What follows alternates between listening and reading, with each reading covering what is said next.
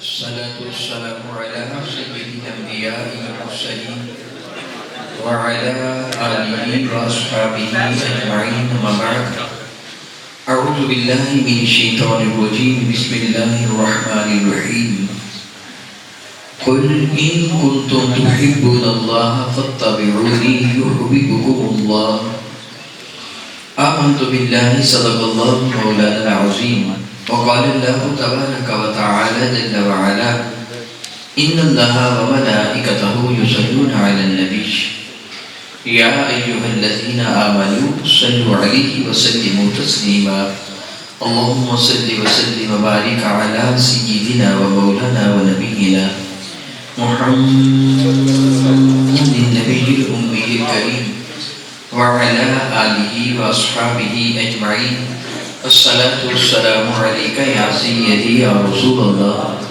وعلى آلك وأصحابك يا سيدي يا حبيب الله پڑھیے الصلاة والسلام عليك يا سيدي يا رحمة للعالمين وعلى آلك وأصحابك يا سيدي يا سيدي يا سيدي يا شفيع المذنبين نہایت معزز محترم علماء وکار حاضرین کرام قدر الحمدللہ تعالی الحمدللہ تعالی رب ذوالجلال نے بے پایہ احسان و کرم فرمایا کہ ہم ناچیز و حقیر بندوں کے دلوں میں اپنی اور اپنے محبوب مکرم کی محبت کو رکھا ہمیں ایمان کی دولت عطا فرمائی بلا شک و شبہ اللہ تعالی جل وعلا کا بہت ہی بڑا احسان ہے بہت بڑا احسان ہے کہ خالق کائنات جل وعلا نے ہم ناچیز و حقیر بندوں کو اپنی محبت کے لیے اور اپنے نبی کی محبت کے لیے چن لیا دیکھیے نا کبھی وہ زمانہ تھا کہ جب میرے اور آپ کے قریب آقا حضور نبی مرشد رحمت عالم صلی اللہ علیہ وآلہ وسلم اپنی ظاہری حیات بارکہ کے ساتھ تشریف فرما تھے بارگاہ ساتھ باب میں قریش مکہ نے عرض کیا کہ کوئی معجزہ دکھاؤ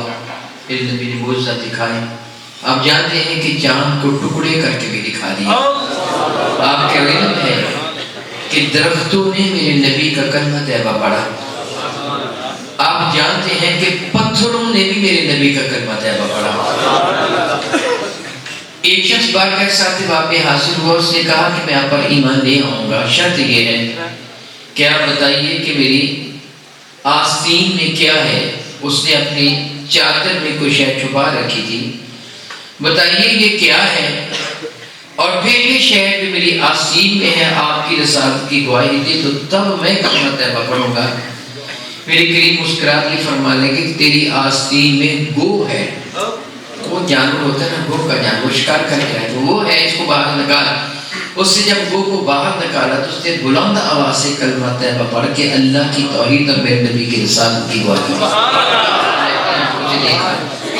درندوں نے بارگاہ اقدس میں حاضر ہو کر میرے نبی کا کلمہ طیبہ پڑھا مگر جن کے مقدر میں ایمان تھا نہیں ابو جہل کیا ابو لہب کیا امیہ بن خلف عاد بن وائل عتبہ عتیبہ شیبہ ابی بن خلف یہ سارے کے سارے کافر کے کافر رہے وہ اللہ تعالیٰ کتنا کرم ہے ہم نے کوئی معجزہ دیکھا بھی نہیں پھر بھی ہم ایمان لے اللہ کا کرم ہے نا یہ اللہ تعالیٰ کی رحمت ہے نا وہ خوب ارشاد فرماتے ہیں واللہ یہدی من یشاء الی صراط مستقیم یعنی مال دولت اللہ تعالیٰ جل وعلا کسی کو بھی دے دیتا ہے اچھے کو بھی برے کو بھی اعلیٰ کو بھی ادنا کو بھی سب کو دے دیتا ہے ایمان والے کو بھی کافر کو بھی دنیا کی دولت دے دیتا ہے عہدہ دے دیتا ہے جائیدادیں دے دیتا ہے بینک بیلنس دے دیتا ہے بہت کچھ دنیا کی دولت دے دیتا ہے مگر اس کی عزت کی قسم ایمان صرف اسے دیتے ہیں جسے وہ خود پسند فرماتے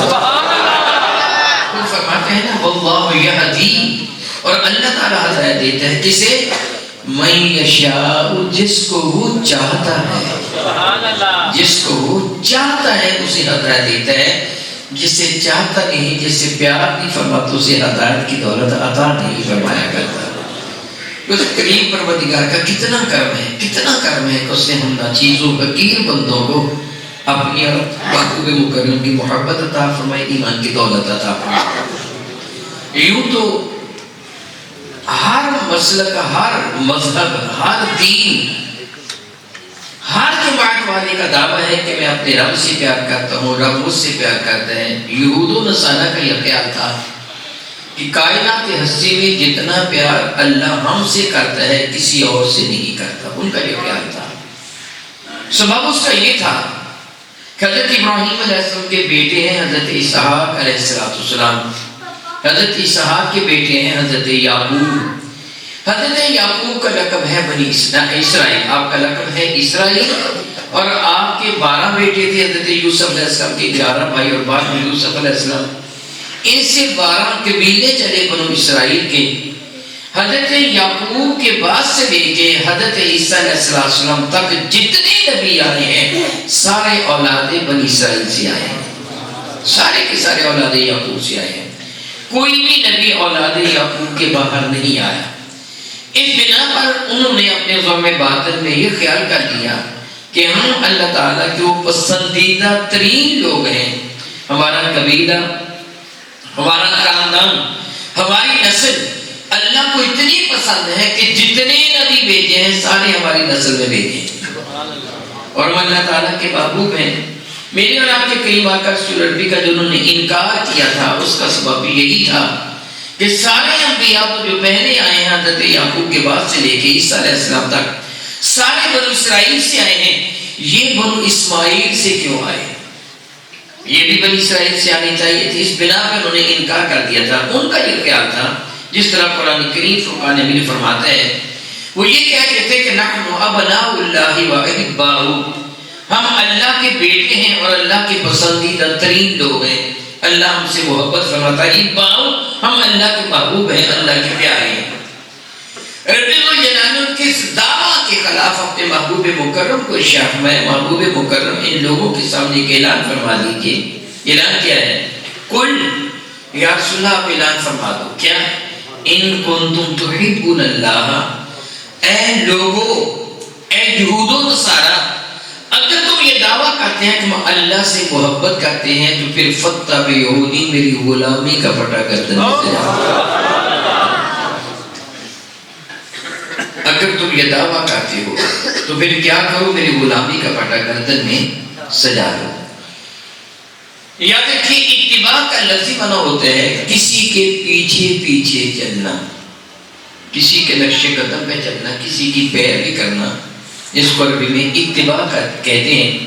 میں اس کی سادہ سی مثال دیتا ہوں کہ کسی جانور کی گردن میں آپ رسی باندھ کر لے کر اسے جا رہے ہوں، کوئی بھیڑ ہے، کوئی بکری ہے، کوئی اونٹ ہے، کوئی گائے ہے، وہ آپ کے پیچھے پیچھے آپ کے نشانات قدم کو رونتا وہ جانور آپ کے پیچھے پیچھے آئے، حقیقت میں یہ آپ کا متبع ہے، آپ کے پیچھے پیچھے آنے والا ہے۔ ہم اردو زبان میں اس کا ترجمہ کرتے ہیں پیروی کرنا، یا ترجمہ کرتے ہیں نقش قدم پہ چلنا۔ دراصل یہ دونوں فارسی زبان کے الفاظ ہیں، پیروی اور نقش قدم۔ نقش قدم بھلا کسے کہتے ہیں؟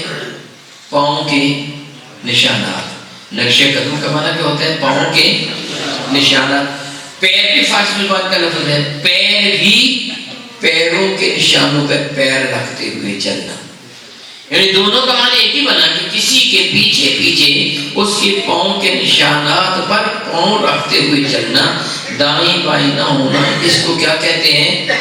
اتباع۔ کیا کہتے ہیں؟ اتباع۔ اس لیے میں نے یہ ترجمہ کیا کہ میری غلامی کا پٹا گردن میں ڈال دو، یعنی میرے پیچھے پیچھے چلے آؤ۔ اگر دائیں بائیں ہو جاؤ گے، اتباع کا معنی کیا ہوا؟ بتا دیجیے۔ پیچھے پیچھے چلنا، سادہ لفظوں میں بتا دیجیے۔ اتباع کا معنی کیا ہوا؟ سارے بتا دو۔ اتباع کا معنی کیا ہوا؟ پھر بتا دیجیے۔ اتباع کا معنی سختی سے منع کر دے، خبردار برابر نہ آنا، پیچھے پیچھے رہنا۔ کیا بتا؟ خبردار برابر نہ آنا، آگے نہ بڑھنا، میرے محبوب کے پیچھے پیچھے رہنا۔ رب برابری برداشت نہیں فرماتا، پسند نہیں فرماتا، پیچھے پیچھے آنا۔ ایک اتباع ہوتی ہے، ایک اطاعت ہوتی ہے۔ اطاعت کا معنی ہوتا ہے حکم ماننا، اتباع کا معنی ہوتا ہے پیچھے پیچھے آنا۔ یہی سبب ہے کہ اللہ تعالیٰ تعالیٰ کی اطاعت کی جاتی ہے، اتباع نہیں کی جاتی۔ ممکن نہیں ہے اللہ کی اتباع کرنا۔ اللہ کی جائے گی، کیا کیا جائے گا؟ اطاعت۔ اطاعت کا معنی کیا ہوتا ہے؟ کسی کا حکم ماننا، کسی کی فرما برداری کرنا، کسی کی تابع فرمانی کرنا، اس کو کہتے ہیں اطاعت۔ اطاعت اللہ کی بھی کی جائے گی اور اللہ کے رسول کی بھی کی جائے گی۔ اللہ تعالیٰ فرماتا ہے اطیعوا اللہ واطیعوا الرسول، اطاعت کرو اللہ تعالیٰ کی اور اطاعت کرو اللہ تعالیٰ کے رسول صلی اللہ علیہ وسلم کی۔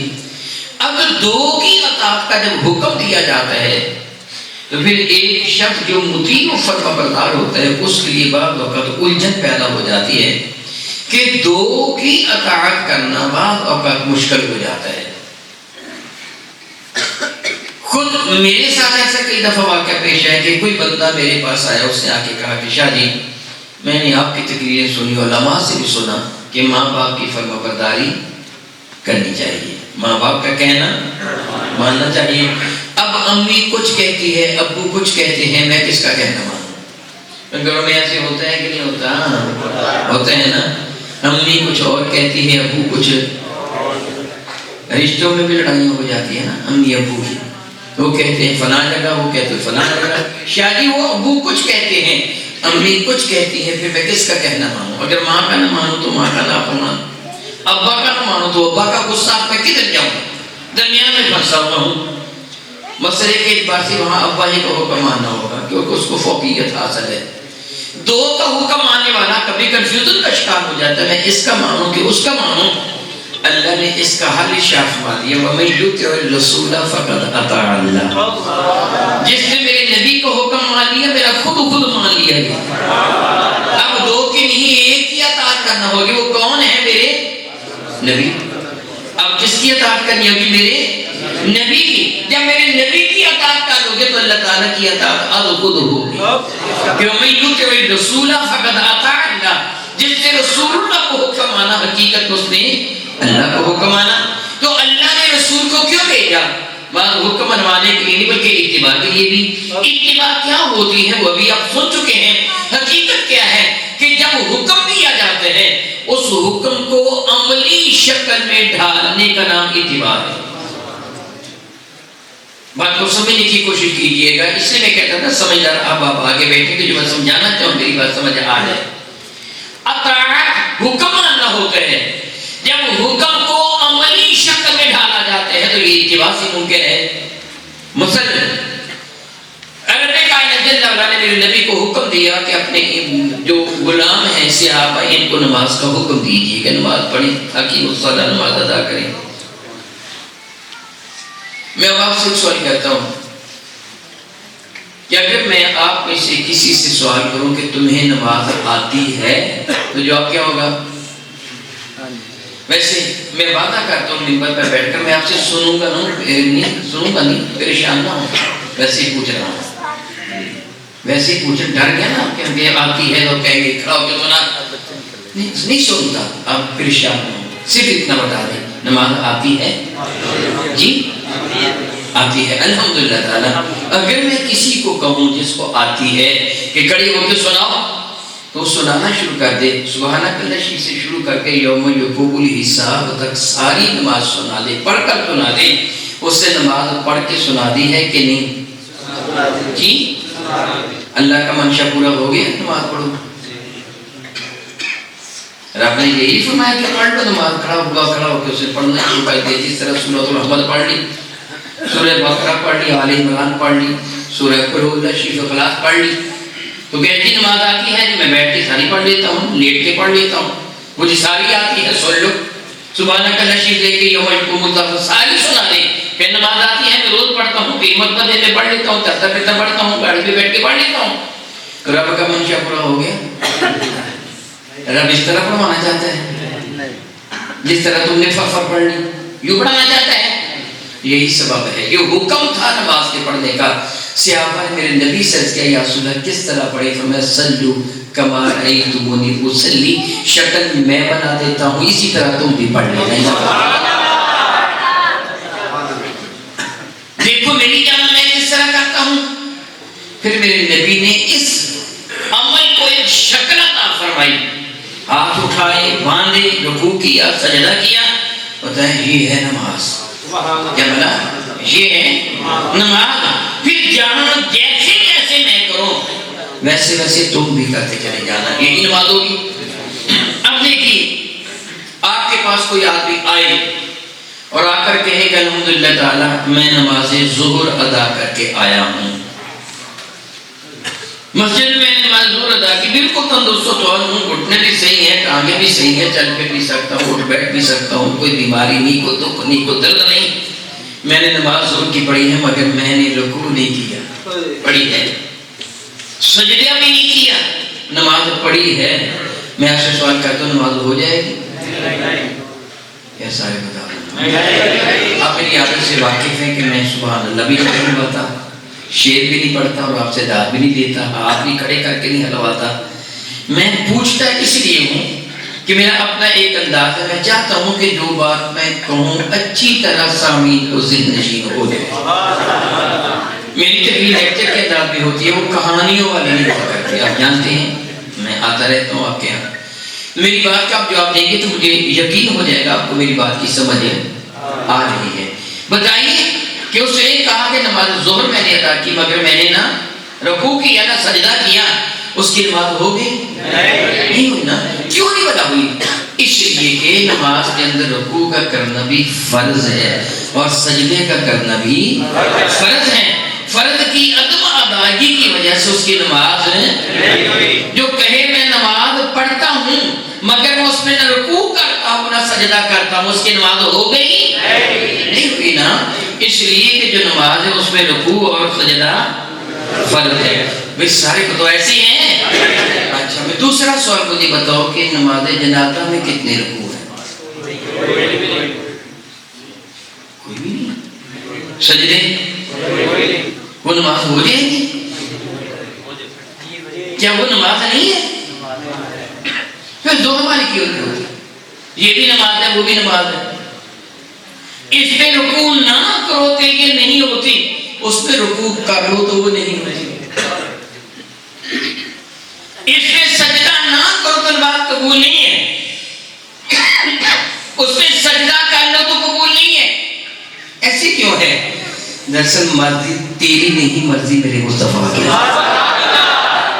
جہاں انہوں نے کیا وہاں تجھے بھی کرنا ہوگا، جہاں انہوں نے نہیں کیا تجھے کرنے کی اجازت نہیں ہے۔ تو نے صرف دیکھ رہے ہیں کہ میرے نبی نے کیسے کہا کیا ہے۔ پھر عید کی نماز بھی پڑھتے ہو، کم از کم 6 تکبیرات زیادہ کہتے ہو نا، 6 تکبیریں زائد کہتے ہو نا۔ یہ تکبیریں آپ اس نماز میں کہیں گے یہ نماز ہو جائے گی؟ عید میں نہ کہیں گے تو مرضی تیری نہیں، مرضی میرے مصطفیٰ کی۔ اللہ کی صرف اطاعت ہے، میرے نبی کی اطاعت کے ساتھ ساتھ اتباع بھی ہے، اطاعت کے ساتھ ساتھ اتباع بھی ہے۔ جب تک تو اتباع مصطفیٰ نہیں کرے گا تیرا کوئی بھی عمل عبادت کہلوائے گا ہی نہیں۔ عبادت نام ہی ان کی گلی میں آنے جانے کا، ان کی غلامی کا پٹا گردن میں سجا لینے کا نام عبادت ہے۔ مجھے اچھی طرح یاد ہے، میں قبل ادری کی مثال آپ کو دے چکا ہوں یہاں، اب پھر وہ دہرا رہا ہوں۔ آپ بتائیے کہ مسجد کا بنانا ثواب ہے کہ نہیں ہے؟ ہے نا؟ تو ہے کعبہ کا بنانا، بتائیے نا، سارے بتا دو یار، ثواب ہے نا؟ ہے کعبہ کا بنانا، مسجد کا بنانا کتنا ثواب ہے؟ میرے نبی فرماتے من بنا للہ مسجدا بنى الله له بیتا فی الجنہ، جس نے اللہ کو راضی کرنے کے لیے مسجد بنائی اللہ اس کو گھر جنت میں بنا دیتا ہے۔ آپ نے دھنولہ میں مسجد بنائی، آپ کا گھر جنت میں بن گیا۔ بتائیے حدیث ہے نا، میں اپنی طرف سے تمہیں کہہ رہا تھا، میری مرضی تو نہیں ہے نا، میرے نبی نے فرمایا نا، میں نے کہا ہوتا آپ انکار کر دیں۔ پھر میرے نبی یہاں تک فرما دیا کہ ہر بندہ تو مسجد ہی بنا سکتا نا۔ ایک غریب آدمی سے گھر کی لیٹرین نہیں بناتے، مسجد کیا بنائے گا؟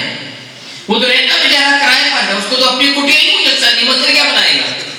تو امیر جس کو رب کائنات نے دنیا کی دولت سے نوازا ہے، یہاں بھی کوٹیاں کاریں، یہاں بھی پیجامو جیپیں، بڑے بڑے بنگلے، اور 2-4 مسجدیں بنا کے جنت میں بھی محل بنا لیے۔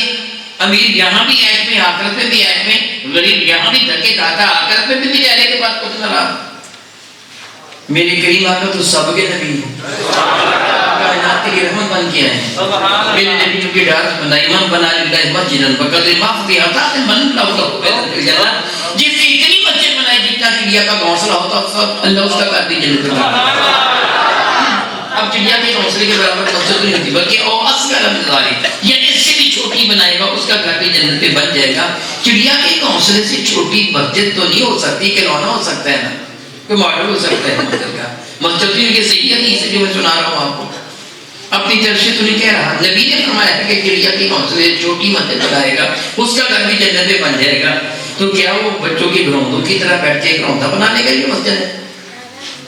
نہیں، بلکہ اگر تو نے تعمیر مسجد میں ایک اینٹ کا چھوٹا سا ٹکڑا اٹھا کے پکڑا دیا، یہ مسجد میں لگا دو، اللہ تیرا گھر جنت میں بنا دے، پیسے نہیں دے سکا، مزدوری کر لی، ایک ٹوکری اٹھا کے مسجد کی تعمیر میں حصہ لے لیا، تیرا گھر جنت میں بن جائے گا۔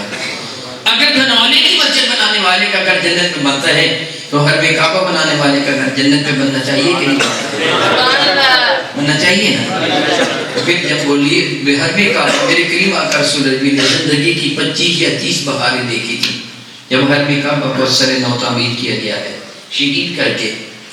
ولید بن مغیرہ، خالد بن ولید کے ابا، بہت بڑا کافر، حرم کعبہ کی چھت کا سارا خرچہ اس طرح نے برداشت کیا تھا۔ جس طرح لیٹر ڈھالنا ہو نا تو کوئی آدمی کہے سارا خرچہ میں برداشت کرتا ہوں۔ ساحل جدہ پر ایک جہاز ٹوٹ گیا تھا، اس کے تختے یہ خرید کے لایا تھا، حرم کعبہ کی چھت اس کے تختوں سے بنائی گئی تھی۔ ابو جہل امیر الامارہ تھا، اس کے حکم سے کعبہ تعمیر ہو رہا تھا۔ ابو لہب آرکیٹیکٹ تھا، بتاتا تھا ایسے ایسے کرنا، خود بھی تعمیر کر رہا تھا۔ پھر ان کا گھر تو جنت میں بن گیا ہوگا۔ یار مسجد بنانے والے کا گھر جنت میں نہیں بنتا؟ ابھی آپ نے نہیں کہا تو ہم مکر کیوں گئے؟ آپ سیاستدان تو نہیں آپ، نہیں جب ووٹ لینے کا ٹائم ہوتا ہے نا تو کچھ کہتے ہیں بعد میں کچھ کہہ لیتے ہیں۔ ابھی تھوڑی دیر پہلے آپ کہتے ہیں جنت میں گھر بن گیا، آپ کہہ رہے ہیں نہیں بنا ان کا، آپ کے اختیار میں ہے جنت، پھر کیوں نہیں گھر بنا ان کا؟ سبب یہ ہے کہ ان کی گردن میں غلامی مصطفیٰ کا پٹا ہے نہیں، آپ کی گردن میں ہے۔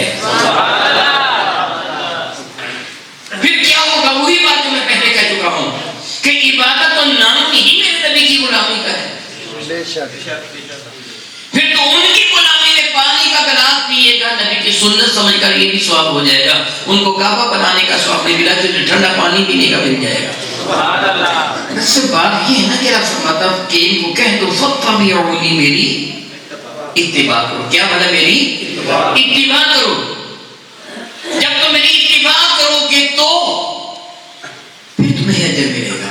اتباع کی قسمیں ہوتی ہیں، ایک ہوتی ہے اتباع بالنفرت، اتباع تو کرنا مگر نفرت کے ساتھ، ایک ہوتا ہے اتباع بالکراہت، ایک ہوتا ہے اتباع اطاعت بالمحبت۔ یہ تین قسم کی اطاعتیں ہوتی ہیں، میں اس کی تھوڑی تھوڑی شرح بیان کرتا ہوں، مگر اس سے پہلے میں اللہ تعالیٰ کے دعا کرتا ہوں، آپ آمین کہیے گا کہ اللہ تعالیٰ میرے کریم آقا رسول اللہ کے صدقہ سے سب ایمان والوں کی جان، مال، عزت و آبرو کی حفاظت فرما، کسی ایمان والے کی جان، مال، عزت و آبرو کو برباد نہ ہونے دینا، تو حفاظت فرمانا۔ آمین ثم آمین، آمین ثم آمین۔ اللہ نہ کرے، اللہ نہ کرے اگر کسی کے گھر میں ڈاکو آ جائے اور ڈاکو آ کر حکم دیں کہ گھر میں جتنا زیور ہے، روپے پیسے ہیں، سونا چاندی ہے، وہ میرے حوالے کر دو، گھر والا بیچارہ گن پوائنٹ پر اس کا حکم مانتا ہے کہ نہیں؟ اطاعت کرتا ہے کہ نہیں؟ وہ کہتا ہے میرے پیچھے پیچھے اتباع کرتا ہے کہ نہیں؟ مگر اس اتباع میں نفرت ہوتی ہے، محبت نہیں ہوا کرتی۔ ایسے ہے کہ میری بات سمجھ آ رہی نا؟ بلکہ صحابہ کہنا کیا چاہتے ہیں؟ اللہ کرے اس کا ویپن، اس کا ہتھیار میرے پاس آ جائے، میں سے گولی مار کے ہلاک کر دو تاکہ میرا مال بھی محفوظ رہے، میرے گھر والوں کی عزت و ناموس کی بھی حفاظت ہو جائے، میں اس قبیض کو قتل کر دوں۔ یہی چاہتے ہیں نا؟ کہنا بھی مان رہا ہے، اتباع بھی کر رہا ہے، لیکن اتباع نفرت کے ساتھ کر رہا ہے، اور کبھی اتباع کی جاتی ہے کراہت کے ساتھ۔ یعنی بندہ پسند نہیں کرتا لیکن نفرت نہیں ہوتی. نفرت اور کراہت میں فرق ہے. نفرت اور کراہت میں فرق ہے. میں اس کی مثال دیتا ہوں. اللہ نہ کرے آپ ڈاکٹر کے پاس جاتے ہیں, ڈاکٹر نے کہا کہ آپ کے پیٹ میں ایک ٹیومر ہے, رزولی ہے, غدود ہے, اور ادویات سے علاج ممکن نہیں ہے, آپریٹ کروانا پڑے گا, میں سرجری کروں گا, آپ کا پیٹ چاک کر کے اس کو نکالوں گا, رسولی کو, ٹیومر کو, اور اس کا میں 50,000 روپے لوں گا. آپ ادھار لے کر ڈاکٹر کو دے کر پیٹ پڑوا رہے ہیں, اور آپ چاہتے ہیں کہ پیٹ بڑھا جائے. ڈاکٹر سے نفرت نہیں ہے, کراہت ہے عمل سے. جی چاہتا نہیں ہے, پیسے دے کر پیٹ پڑوا رہے ہیں. کل تو اتباع اس کی بھی رہی ہے, وہ کہتا جی لیٹ جاؤ, کھڑے ہو جاؤ, بیٹھ جاؤ, بے ہوش ہونا کرنا تجھے, وہ ساری اس کی باتیں مانتے ہیں, اطاعت بھی کرتے ہیں, اتباع بھی کرتے ہیں, مگر اس اتباع اور اطاعت میں کراہت ہوتی ہے, نفرت نہیں اور محبت بھی نہیں. ایک وہ اتباع و اطاعت ہے جس میں محبت ہوتی ہے. اس میں کیا ہوتی ہے؟ محبت ہوتی ہے. اس کے لیے کسی کو فورس نہیں کرنا پڑتا, اس پر سختی نہیں کرنا پڑتی, اس پر تشدد نہیں کرنا پڑتا, اسے مجبور نہیں کرنا پڑتا اطاعت کرنے کے لیے, بلکہ یہ اطاعت از خود ہو جاتی ہے. بلکہ یہ اطاعت از خود ہو جاتی ہے. میں اچھے سفر کا نام لیتا ہوں. اللہ کرے آپ حرمین شریفین کی زیارت کے لیے جائیں. تو ہماری عادت ہے کہ حرم پاک زیارت سے فارغ ہونے کے بعد ہم جب پاکستان واپس پلٹتے ہیں تو خریداری کرتے ہیں. کرتے ہیں نا عموماً خریداری, کوئی واجب نہیں ہے, کوئی فرض نہیں, کوئی ضروری نہیں, مگر ہم کرتے ہیں. بازار گئے, کوئی دوپٹہ خرید لیا, کوئی کلائی گھڑی خرید لی, کوئی رومال خرید لیا, کوئی جبہ خرید لیا, کوئی اشیاء خرید لی. ساتھی نے پوچھا کہ کیا کر رہے ہو, پیسے تو تیرے پاس پہلے تھوڑی, تو کیا کر رہا ہے؟ کہہ رہے میں گھڑی خریدتا ہوں اپنے ابا جی کے لیے, دوپٹہ خریدا ہوں اپنی ماں کے لیے, چادر خرید رہا ہوں اپنے بھائی کے لیے, یہ چیز لے رہا ہوں اپنے باپ کے بیٹے کے لیے. وہ پوچھتا ہے کہ کیا انہیں تجھے پیسے دیے تھے کہ لے کے آنا؟ کہتے پیسے بھی دیے تھے, مجھے پتہ ہے ان کو پسند کیا ہے, مجھے پتہ ہے ان کو. پھر اطاعت بالمحبت میں کہنا نہیں پڑتا, محبوب از خود عمل کرتا ہے, محبوب از خود عمل کرتا ہے. بلکہ گھر آیا دوپٹہ لے کے ماں کے لیے, گھڑی لے کے ابا کے لیے. ابا نے کہا بیٹے کیوں لے کے آئے ہو, اتنا خرچہ تو نے کیا؟ تو کہتے ہیں ابو میں کماتا کس لیے. پتہ چلا کہ جس کی محبت دل میں ہے نا, اس کو راضی کرنا, اس کی اطاعت کرنا آسان ہو جایا کرتا ہے. یہی وہ اطاعت اور محبت ہے جو رب کو پسند ہے. میرے اور آپ کے کریم آقا تاجدار ارب و عجم شفیع و اعظم رحمت عالم صلی اللہ تعالی علیہ وآلہ وسلم کے ساتھ صحابہ کرام کے سلسلہ میں عمل کیا تھا. جمعہ کا دن تھا. میرے اور آپ کے کریم آقا تاجدار ارب و عجم شفیع و اعظم رحمت عالم صلی اللہ علیہ وسلم اپنے ارشادات عالیہ سے اپنے غلاموں کو صحابہ کرام کو نواز رہے تھے. میرے نبی کی احادیث سے پڑھ کر کے ان حسین پھولوں کو صحابہ کرام اپنی جھولیوں میں بھر رہے تھے. میرے نبی کے سامنے بیٹھے ہیں, ٹک ٹکی باندھ کر میرے کریم کو دیکھ بھی رہے ہیں اور میرے نبی کی گفتگو کو بھی سن رہے ہیں. الحمدللہ تعالیٰ ثم الحمدللہ تعالیٰ. دیکھیے میرے نبی عربی تھے, عربی میں گفتگو فرما رہے تھے.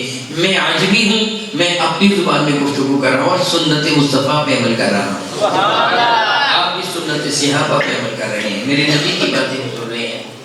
میرے نبی اپنے ارشادات عالیہ سے نواز رہے تھے. کچھ لوگ آئے اور آ کر کھڑے ہو گئے. جمعہ کا دن تھا, مسجد نبی شیفہ کے چاہتے لوگوں سے بھری ہوئی تھی, صحابہ کرام سے. وہ کھڑے ہو گئے, وہ دیکھ رہے تھے ہمیں کوئی جگہ ملے ہم وہاں بیٹھ جائیں. جب یہ کھڑے ایسے ایسے دیکھ رہے تھے تو لوگوں کی توجہ ان کی جانب ہو گئی, اور جو گفتگو کرنے والا ہوتا ہے وہ نفسیاتی طور پر چاہتا ہے کہ توجہ میری جانب رہے. اگر ایسے نہ ہو تو صحیح بات نہیں کر سکتا, اس کے لیے کچھ الجھن محسوس ہوتی ہے کہ لوگ تو سنتے نہیں ہیں. اس لیے وہ چاہتا سارے کے سارے میری جانب متوجہ ہو. میرے قریب تقریر فرما رہے تھے, بات کہہ رہے تھے صلی اللہ علیہ وسلم. آنے والے کھڑے تھے, وہ کھڑے دیکھ رہے تھے جگہ, لوگ ان کی جانب متوجہ ہوتے. میرے قریب نے فرمایا بیٹھ, اجلسو. کیا فرمایا؟ اجلسو. اجلسو کا کیا معنی؟ جلسہ. ہم کہتے ہیں جلسہ عربی زبان کا لفظ ہے, بیٹھے ہوئے لوگ. اجلاس, یہاں لوگوں کو بیٹھ کر کوئی گفتگو کی جائے. اجلسو میں بیٹھ جاؤ. میرے کریم کو رب کائنات وہ معجزانہ آواز عطا فرمائی تھی. دیکھیے میں آپ چند حضرات سے مخاطب ہونے کے لیے اپنی آواز آپ تک پہنچانے کے لیے محتاج ہوں ساؤنڈ سسٹم کا. میں محتاج ہوں, اللہ نے میرے نبی کو محتاج نہیں بنایا. میں محتاج ہوں. میں چیخ چیخ کے بولوں گا تو قریب والوں کے کان پھٹیں گے, آہستہ کہوں گا تو دور والوں کو سنائی نہیں دے گا. اس لیے میرے اس عذر کی وجہ سے, میرے اس عیب کی وجہ سے آپ کو ضرور پاس ہو ساؤنڈ سسٹم کے انتظام کر لیں تاکہ وہ لوگوں تک بات پہنچا سکیں. میدان میں میدان عرفہ پہ حجت الوداع کے موقع پر 10 12 15 20 بندے نہیں تھے, 100 200 بندہ نہیں تھا, 1,25,000 کا جمع غفیر تھا. پورا میدان انسانوں سے بھرا ہوا تھا, حد نگاہ تک انسان ہی انسان نظر آ رہے تھے. اور میرے کریم آقا کے لیے کو بہت اونچا اسٹیج نہیں بنایا گیا تھا, کوئی بڑا منبر نہیں بنایا گیا تھا. میرے نبی اپنے اونٹنی کے کجاوے پر کھڑے تھے, اونٹنی کے اوپر کجاوے پر کھڑے ہو کر ارشاد فرما رہے تھے. جتنی آواز پہلے کو سنائی دے رہی تھی آخری کو اتنی جواب سنائی دے رہا. یہ میرے نبی کا معجزہ تھا. ام المؤمنین رضی اللہ تعالیٰ عنہ فرماتی ہیں رسول رحمت جمعہ کے دن مسجد میں خطاب فرماتے, منبر شریف میں تشریف فرما ہو کر مدینہ طیبہ کی پردہ دار خواتین اپنے گھروں میں بیٹھ کر میرے نبی کا خطبہ سن لیا کرتی ہیں. آج میرے نبی مسجد نبی شریف میں تشریف فرما حکم دے رہے ہیں کیا اجلسو, کیا فرما رہے ہیں اجلسو, بیٹھ جاؤ. سیدنا عبداللہ بن مسعود رضی اللہ عنہ بڑے فقیہ قسم کے صحابی ہیں. دو روایتیں ہیں, ایک روایت یہ ہے کہ اپنی بکریوں کے باڑے میں تھے, اپنے گھر میں تھے, بکریوں کے باڑے میں کھڑی تھی. اور دوسری روایت ہے کہ آ رہے تھے, بکریاں جا رہی تھیں. اور اس وقت ان کی حالت کیا تھی؟ میری اور آپ کے کریم آقا رسول اللہ نے جمعہ کے دن کچھ خصوصیتوں کا حکم دیا تھا. جمعہ کی خصوصیت کے اعتبار سے جمعہ پڑھنے میرے آقا رسول اللہ شفیع مصطفیٰ رحمت اللہ حیات مبارکہ کے زمانہ میں قرب و جوار مدینہ طیبہ کے کہیں بھی جمعہ نہ ہوتا تھا. یاد رکھیے مسجد دو قسم کی ہوتی ہے, ایک کو صرف مسجد کہتے ہیں, ایک کو جامع مسجد کہتے ہیں. جامع مسجد اس مسجد پا جاتا ہے جہاں جمعہ ہوتا ہے, جہاں جمعہ نہیں ہوتا ہے وہ مطلقاً مسجد ہوتی ہے. حق یہ ہوتا ہے کہ پورے شہر میں صرف ایک جگہ جمعہ, لیکن ہمارے ہاں تو ایک گلی میں کئی مسجدیں ہیں نا, حقیقت میں درست نہیں ہے, شرعاً بھی درست نہیں ہے. مدینہ طیبہ میں صرف مسجد نبی شریف میں جمعہ ہوتا تھا, قباء میں بھی نہیں ہوتا تھا, ارد گرد کی بستیوں میں جمعہ نہیں ہوتا تھا, صرف مسجد نبی شریف اب جامع مسجد تھی. اور لوگ کشاں کشاں جمعہ پڑھنے کے لیے میرے کریم کی ابتدا میں حاضر ہوا کرتے تھے. کوئی پیدل آتا, کوئی جانوروں پر سوار ہو کے آتا.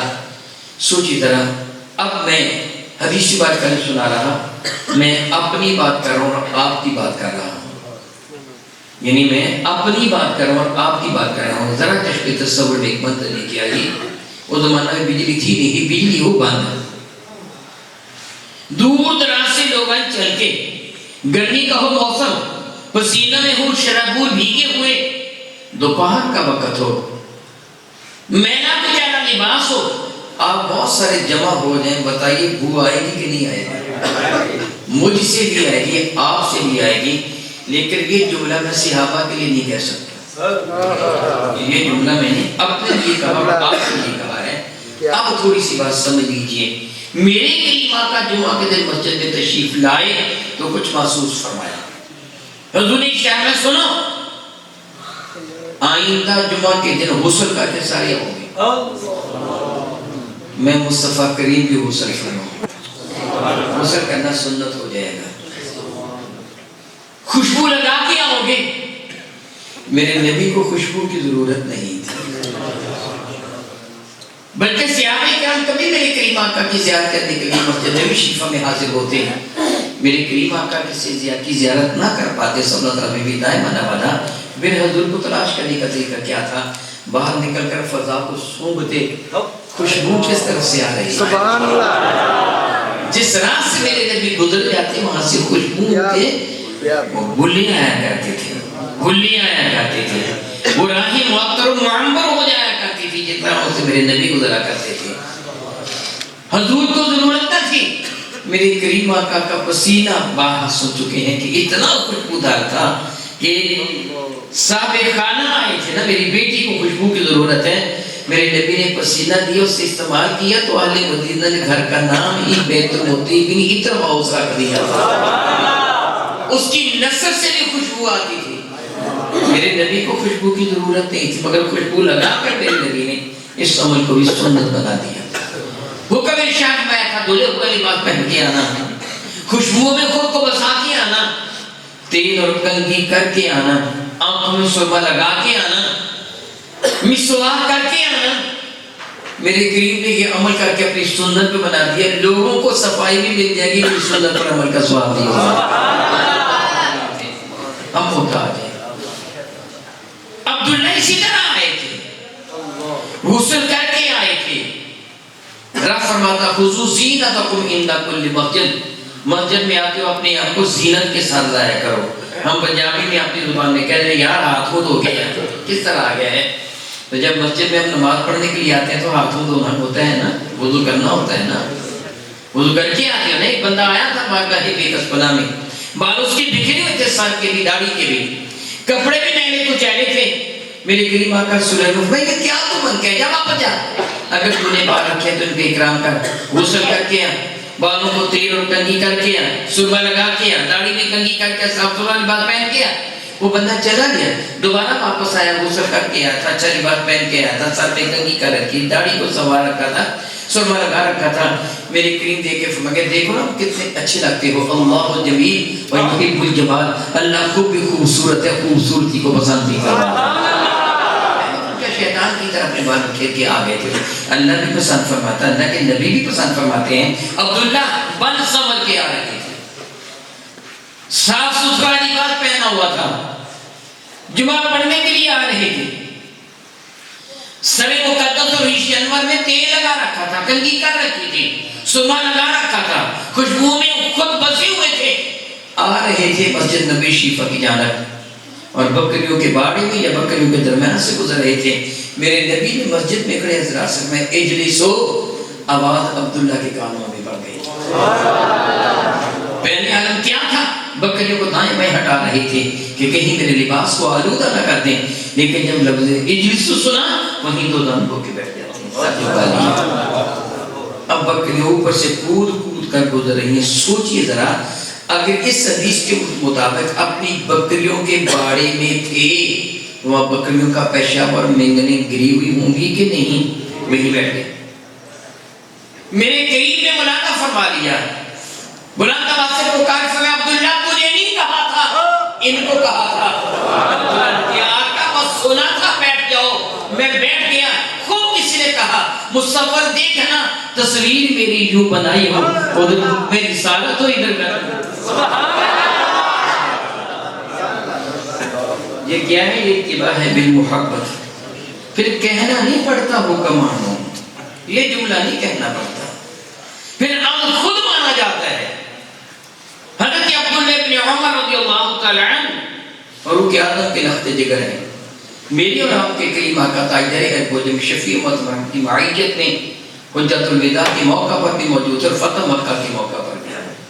جب فتح مکہ کے لیے میرے نبی مکہ مکرمہ کی جانب تشریف لے گئے ہیں، وہ زمانہ میں لوگوں کا زیادہ آنا جانا مکہ مدینہ طیبہ کے درمیان نہیں تھا، کیونکہ مدینہ طیبہ والے صحابہ ایمان تھے، مکہ والے بھی کافر تھے. نہ وہ مدینہ میں آتے تھے نہ اہل مدینہ کو مکہ میں جانے دیتے تھے. ابھی راستے وہی تھے جو پرانے راستے، تنگ وادیاں، دشوار گزار راہیں. میرے کریم آقا ایسے ہی راستوں سے گزر کر فتح مکہ کے لیے تشریف لے گئے تھے. اللہ تعالیٰ آپ کو ارمائے شریفین کی زیارت کا شرف عطا فرمائے. آپ دیکھیں بڑا پہاڑی علاقہ ہے. آج کا تو شاہراہیں تعمیر ہو گئی ہے نا جدید مشینری کے ذریعے سے. پہاڑوں کے درمیان سے گزر کے جانا پڑتا تھا.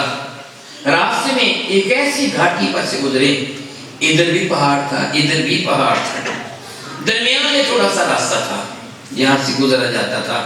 ایک پہاڑ پر کوئی پہاڑی درخت اگا ہوا تھا. جس طرح آپ وہ کمبری وغیرہ کی جانب جائیں تو دیکھتے ہیں کہ پہاڑوں پر درخت اگے ہوتے ہیں اور وہ خود یا ان کے ڈال وہ جھکے ہوئے ہوتے ہیں راستے کی جانب بعض اوقات. اسی طرح ایک پہاڑ پر ایک درخت اگا ہوا تھا جس کا ڈال یا تنا وہ سڑک کی جانب، راستے کی جانب، گھاٹی کی جانب جھکا ہوا تھا۔ میرے کریم آقا رسول رحمت اپنی اونٹنی پر سوار تھے۔ جب اس کے قریب سے گزرنے لگے تو میرے نبی نے سر مقدس جھکایا تاکہ پیشانی انور اس کے ساتھ نہ ٹکرائے۔ جب میں یہ واقعہ بیان کیا کرتا ہوں تو میرا ذوق عقیدت ہے کہ میں اللہ کی عزت کی قسم اٹھا کے یہ جملہ کہنے کو تیار ہوں، میرے نبی خواہش کرتے تو درخت ضرور اوپر ہو جاتا۔ کیا ہو جاتے درخت کے اوپر نہ ہوتا؟ ان کا اشارہ پاکا تو چاند سینہ چیر کے رکھ دیتے ہیں، درخت کی مجال کیا ہے؟ الخصائص کبریٰ فی معجزات خیر ورا حجت اللہ العالمین فی معجزات سید المرسلین، اور جنت کی کتب میں اتنے حوالے ہیں کہ حضور کے کہنے پر درخت چل کے مار کر ساتھ باب میں آئے، ایک ایک ٹہنی ایک ایک خوشہ اتر کے آیا۔ اس درخت کو اشارہ فرماتے اس کا ڈال اوپر ہو سکتا تھا، مگر میرے نبی کی مبارک زندگی امت کے لیے اسوہ حسنہ ہے۔ ایک قانون، ایک آئین بننا تھا کہ اللہ رب العزت ارشاد فرماتا خذوا حذرکم، اپنی حفاظت کیا کرو۔ میرے نبی نے اس پر عمل کرتے ہوئے کہ ہمیشہ اپنی حفاظت کرنا، اس کے نیچے سے گزرے تو سر انور کو جھکا کے گزرے۔ جو اونٹوں پر سوار تھے سب نے ایسے ہی کیا، جو گھوڑوں پر سوار تھے، گدھوں پر، خچروں پر سوار تھے، جو پیدل تھے وہ ویسے گزر گئے۔ عبداللہ ابن عمر رضی اللہ عنہ بھی میرے نبی کے ساتھ اس درخت کے نیچے سے گزرے اور سر جھکا کے گزرے۔ پھر مکہ مکرمہ فتح ہو گیا، لوگوں کا آنا جانا مدینہ طیبہ مکہ مکرمہ کے درمیان عام ہو گیا۔ دونوں شہر ایمان والوں کے تھے۔ میرے نبی جہان رنگ و بو سے آگے والا کی جانب تشریف لے گئے، شاہراہیں تعمیر ہو گئی۔ اب قافلے آئے دن آتے جاتے رہتے، صبح شام کوئی نہ کوئی قافلہ شاہراہوں سے گزر رہا ہے، کوئی مکہ کو جا رہے ہیں، کوئی مدینہ طیبہ کو جا رہے ہیں، نئی شاہراہوں سے جاتے تھے۔ مگر عبداللہ ابن عمر اسی پاک ڈنڈی سے گزرتے تھے جہاں سے میرے نبی گزرے تھے۔ لوگوں نے بہت کہا کہ عبداللہ اب کیا ضرورت ہے دشوار گزار راہوں سے گزرنے کی، نکیلے پتھروں کے اوپر سے گزر کے جاتے ہو، شاہراہیں تعمیر ہو گئے ادھر سے گزرو۔ عبداللہ فرماتے نہیں، میں نے جس راہ سے اپنے نبی کو گزرتے دیکھا ہے اسی راہ سے گزرا، آپ کے ساتھ کچھ لوگ بھی اسی راہ سے گزرا کرتے، اور جب وہاں سے گزرتے جہاں ادھرا کا تھا اسی طرح اونٹی پر سوار سر جھکا کے ڈال کے نیچے سے گزر جاتے۔ سلسلہ چلتا رہا۔ چند سالوں کے بعد شاید وہ درخت ہوا سے زمانہ کی نظر ہو گیا، کسی تیز آندھی جھکڑے یا کسی ہوا کے تیز جھونکے نے درخت کو کھیڑ دیا، یا کوئی چرواہا کاٹ کے لے گیا، اللہ جانے درخت کدھر گیا۔ اب وہاں درخت نہیں تھا۔ عبداللہ اس سال آئے، وہاں سے گزرے تو سر جھکا کے گزرے۔ لوگوں نے سوال کیا عبداللہ وہ سر جھکانے کی ضرورت کیا ہے؟ کل تو درخت تھا جس کے پیشانی سے ٹکرا جانے کا اندیشہ تھا، سر جھکا کے گزرتے تھے، آج سر کے جھکایا۔ عبداللہ نے جواب دیا کہ اللہ کی قسم نہ پہلے سر ٹکرانے کے ڈر سے سر جھکاتا تھا، نہ اب اس لیے جھکا رہا ہوں، بس میں تو صرف اس لیے جھکاتا ہوں میں نے اللہ کے نبی کو یہاں سر جھکاتے ہوئے دیکھا، میں تو صرف اس لیے سر جھکا رہا ہوں۔ یہ کیا ہے؟ اتباع بالمحبت۔ پھر جو میرے نبی کی اتباع بالمحبت کرتا ہے نا، پھر رب فرماتے ہیں فاتبعونی، ان کو کہہ دو میری اتباع کرو، صلہ کا ملے گا۔ یحببکم اللہ، پہلے تم دعویٰ کرتے تھے ہم رب سے محبت کرتے، پھر رب تمہیں اپنا محبوب بنا دے کہ تم رب کے محبوب سے پیار کرنے والے لوگ ہو گئے اور سچا پیار کرنے والے لوگ ہو گئے۔ پھر جو رب کے محبوب سے سچا پیار کرتا ہے اللہ تعالیٰ سے تہی دامن نہیں رہنے دیتا، خود اسے اپنا محبوب بنا لیتا ہے۔ اب تو میرا پیارا ہو گیا ہے۔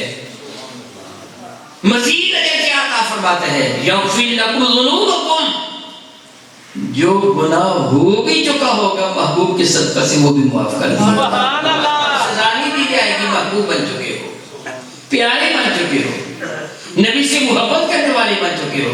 یغفر لکم ذنوبکم، اللہ تمہارے سارے گناہوں کی مغفرت فرما دے گا۔ غفر کا معنی ہوتا ہے ڈھانپ لینا، چھپا دینا، تمہارے گناہوں کو ڈھانپ دیا جائے گا۔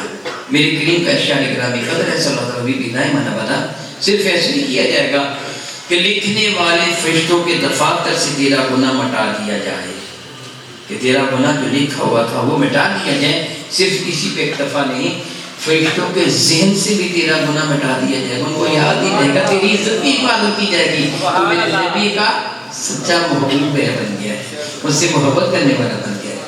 بلکہ بعض اوقات ان الحسنات یذہبن السیئات، نیکیاں برائیوں کو بہا لے جاتی ہیں، تیرے گناہوں کو نیکیوں سے بدل دیا جائے گا۔ یہ سب کیوں ملے گا؟ کہ تو نبی سے سچی محبت کرنے والا ہو گیا، نبی سے سچا پیار کرنے والا ہو گیا ہے۔ تو اللہ کے حضور اتباع وہ پسند ہے جس کی اتباع میں محبت ہوتی ہے، جس کی اتباع میں احترام ہوتا ہے، جس کی اتباع میں پیار ہوتا ہے۔ خود سوچئے کہ مدینہ طیبہ میں میرے نبی کی ابتدا میں مسجد نبوی شریفہ کے نمازی جو منافق تھے، ان کو نماز پڑھنے کا ثواب ملا؟ میرے نبی کی ابتدا میں نہیں نماز پڑھتے تھے، مسجد نبی شریفہ کے نمازی نہیں تھے، پھر ان کو نماز پڑھنے کا ثواب کیوں نہیں ملا؟